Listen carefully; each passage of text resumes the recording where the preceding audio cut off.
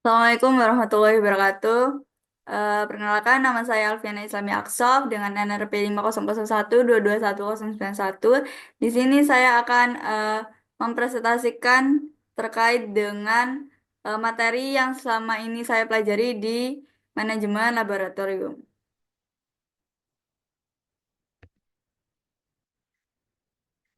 Yang pertama ada pokok bahasan. Pokok bahasan pada mata kuliah ini ada 8. Yang pertama, pengertian dasar tentang laboratorium. Kedua, keselamatan kerja di laboratorium. Ketiga, penanganan bahan beracun dan berbahaya. Keempat, pengertian dan ruang lingkup sistem standarisasi laboratorium. Kelima, persyaratan teknis dan persyaratan mutu laboratorium, pengujian dan kalibrasi. Keenam, sistem dokumentasi dan ketertelusuran pengukuran pada laboratorium pengujian. Yang ketujuh, ketidakpastian pengukuran. Dan ke-8, sistem inventory laboratorium. Yang pertama, pengertian dan ruang lingkup sistem standarisasi laboratorium. Di sini akan saya jelaskan definisi general dan pokok bahasannya.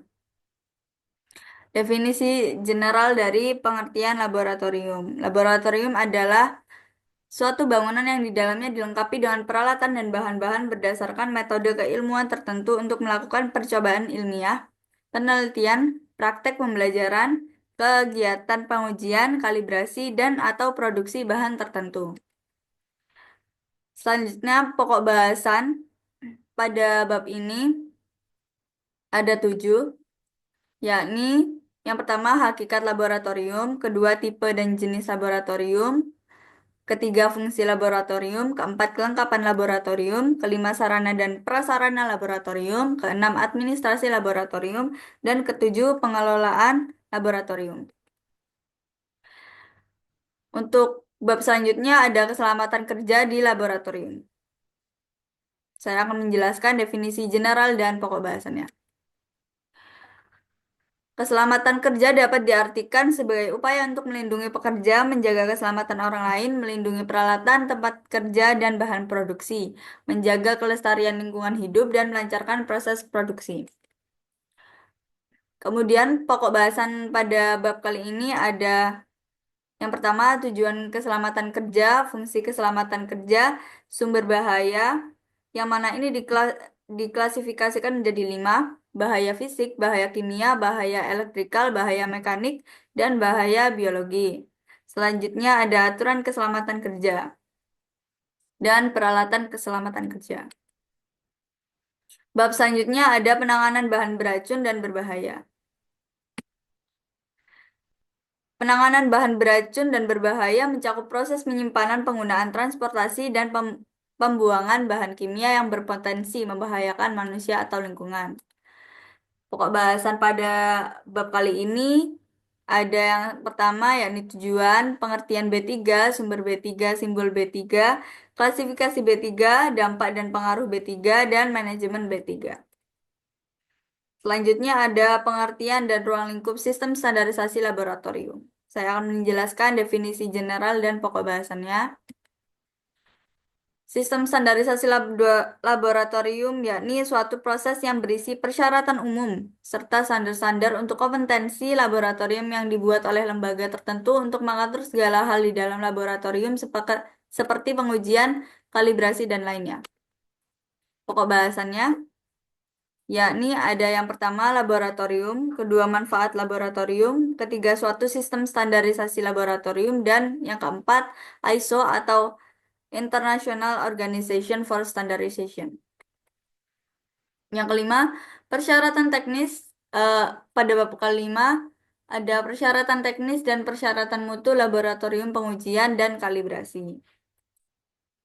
Definisi generalnya, persyaratan teknis dan persyaratan mutu laboratorium pengujian dan kalibrasi merupakan faktor yang menentukan kebenaran dan kehandalan pengujian atau kalibrasi, yang mana adalah faktor manusia, kondisi akomodasi, dan lingkungan. Metode pengujian, metode kalibrasi, validasi metode, peralatan, ketertelusuran pengukuran, pengambilan sampel, penanganan sampel. Laboratorium memperhitungkan faktor-faktor tersebut dalam mengembangkan metode pengujian atau kalibrasi dalam pelatihan dan kualifikasi personel dan pemilihan peralatan. Pokok bahasannya ada 7. Yang pertama yaitu kondisi akomodasi lingkungan, metode pengujian dan validitas metode, ketelusuran pengukuran, pengambilan sampel, penanganan barang yang diuji dan dikalibrasi. Yang keenam, jaminan mutu hasil pengujian, dan yang terakhir yakni pelaporan hasil. Selanjutnya ada sistem dokumentasi dan ketertelusuran pengukuran pada pengujian. Dokumentasi sistem manajemen yaitu proses menata, mengolah, menyimpan, mencari kembali, mendistribusikan, mengumpulkan, memutakhirkan, dan memusnahkan suatu informasi terkait sistem manajemen. Fungsi dokumentasi sistem manajemen yakni yang pertama merupakan salah satu syarat mutlak bagi laboratorium untuk dapat diakreditasi. Yang kedua digunakan sebagai acuan yang pasti untuk menjaga konsistensi mutu data hasil pengujian atau kalibrasi. Yang ketiga untuk mencegah terjadinya multi interpretasi terhadap penerapan prosedur, metode, instruksi kerja, dan untuk mencegah adanya tumpang tindih tanggung jawab, wewenang, dan uraian kerja personel laboratorium. Selanjutnya, pokok bahasannya terdapat 4 pokok bahasan, yakni yang pertama manfaat dan tujuan dokumentasi, yang kedua pengendalian dokumentasi sistem manajemen, yang ketiga manajemen mutu, dan yang keempat persyaratan dokumentasi sesuai SNI ISO IEC 17025. Yang ketujuh, pada bab ketujuh yakni ada ketidakpastian pengukuran, yang mana ketidakpastian pengukuran ini eh, diklasifikasikan menjadi ketidakpastian secara umum, yaitu ketidakpastian mengandung arti keraguan. Secara luas dapat diartikan keraguan terhadap validitas hasil uji. Oleh sebab itu, evaluasi ketidakpastian pengukuran untuk meningkatkan kepercayaan validitas hasil uji.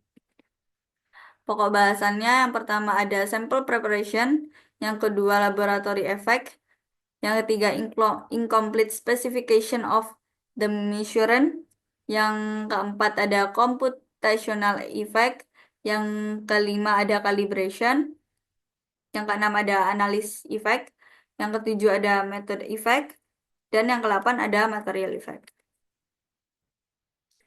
Untuk yang bab terakhir ada sistem inventory laboratorium.